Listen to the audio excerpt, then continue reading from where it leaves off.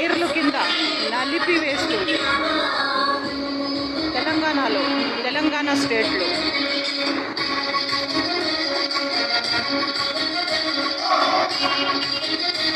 but సెంట్రల్లో కూడా నరేంద్ర మోడీని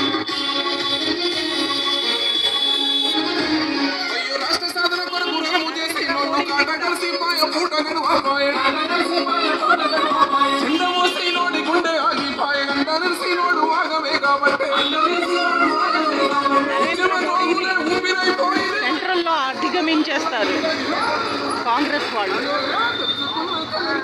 నరేంద్ర మోడీని సెంట్రల్లో అధిగమించేసి పూర్తిగా